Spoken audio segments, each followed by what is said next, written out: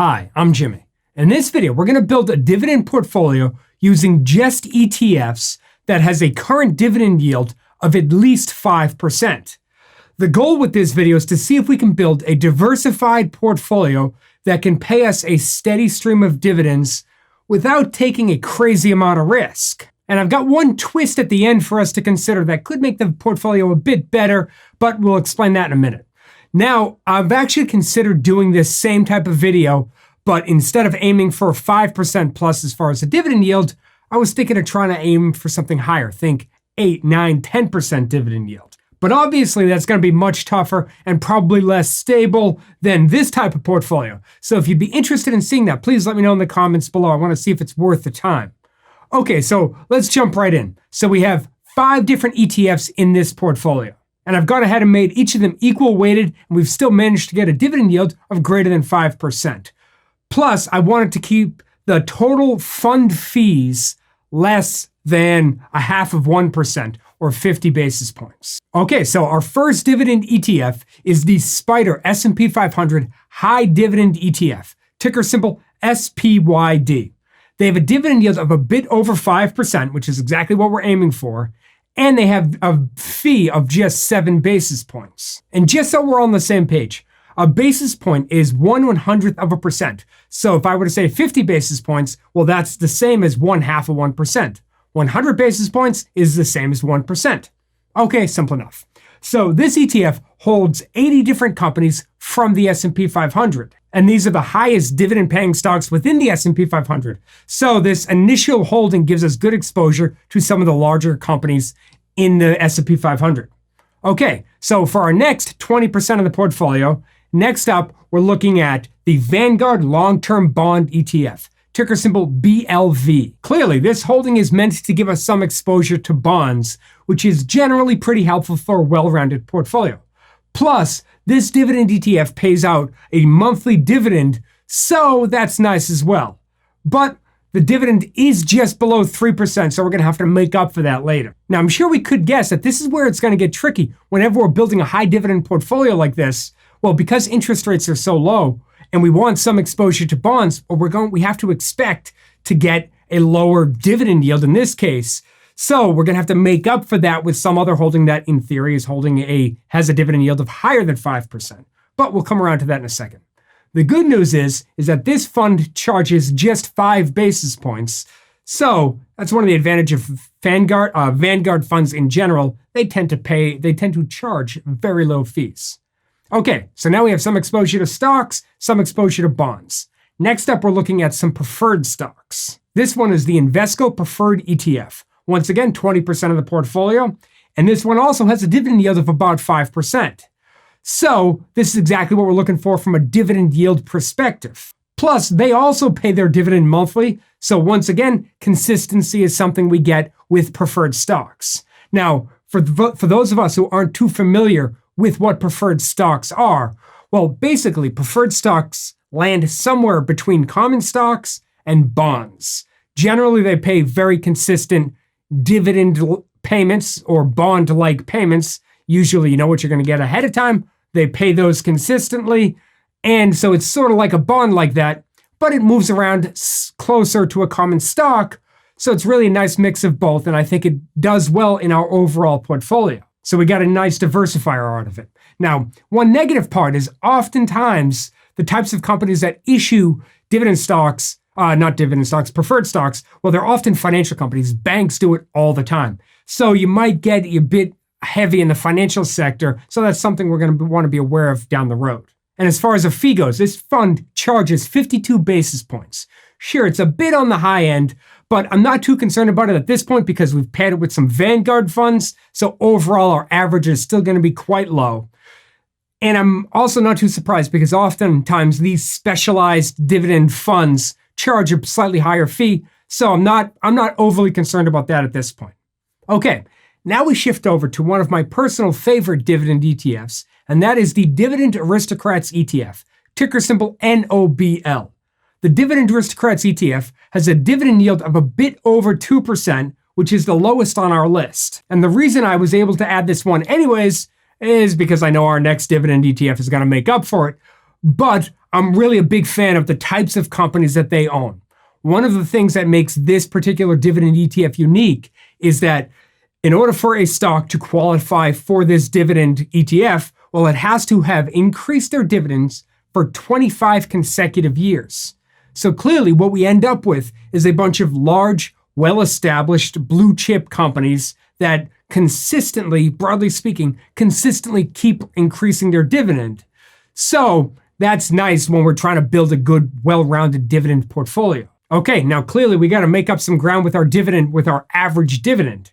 But luckily, our next dividend ETF has a dividend yield of more than 10%. So representing our next 20% is the Granite Shares HIPS ETF, ticker symbol HIPS. Now, some of us may recognize this ETF because I've actually done a video on this ETF in the past, since I helped create the index that this ETF tracks. So here's a quick recap of the important points as it relates to this particular ETF. So my father owns an investment company, and that investment company owns an index that this ETF tracks. Well, not long ago, my father came to me and asked me if I thought I could rewrite the rules for the index to try to get it to lower the overall volatility of the index while keeping the dividend consistent. So from my father's perspective, well, this is what I did. So I had the skill set to be able to create the index, and I was willing to work cheap. And from my perspective, well, I had just launched my own investment research company, and I barely had any clients at the time. So I was more than happy to get a cool experience that would be good on my resume, and I could make a couple bucks doing it, although probably not nearly as much as I should have made. Now, one of the things I liked about the type of investments that I got to work with when building the index was that these companies most of them had tax advantages. Think company structures like master limited partnerships. Sometimes you hear them called MLPs. Business development companies, they shorten those to BDCs, or real estate investment trusts. They shorten those to REITs. Now, all of those are unique from the standpoint that they don't have to pay corporate income tax as long as they pay out most of their profits in the form of dividends. Oftentimes you hear them called distributions. So they pay out most of their profits and they don't have to pay corporate income taxes. So in theory, they have much more cash to pay out dividends, which is how you end up with a dividend yield as high as it is. Now, one of the reasons I went into that backstory is because I want to be clear that although I did help create the index, I don't get paid if any of us were to invest in that index. Technically, my father could get paid on it, but that has nothing to do with me. I'm really just talking about it because I have an intimate knowledge with how the whole thing works, and it is something that I like, and I know it got crushed during COVID, so I do think that there's an opportunity there now.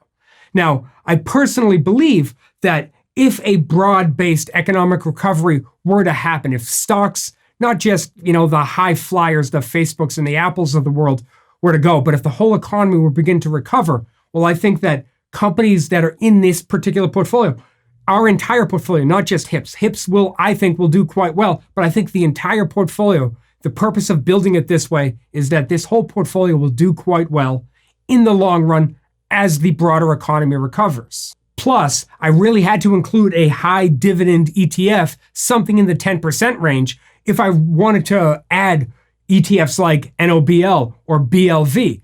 In order to make the 5% average, you really have to find something that is giving a high dividend yield. So I know this one well, that's why I added it. So in total, this portfolio has an overall dividend yield of about 5.4%. So we have a little extra wiggle room over the 5%.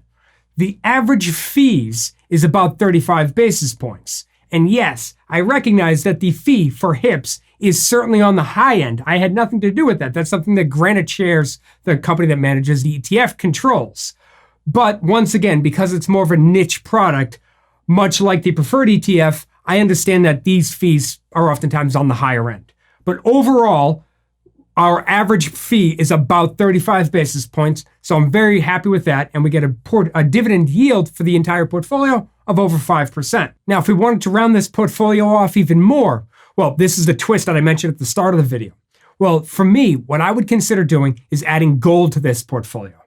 And to add gold, personally, I would use the Granite Shares Gold ETF, ticker symbol BAR. Their gold ETF is very similar to the Spider Gold ETF, that's GLD as a ticker on that one, except BAR charges a lower fee.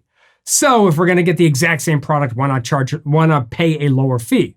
Now, if we were to clean this whole thing up a bit, where would we put this in the portfolio since 100% of the portfolio is currently accounted for?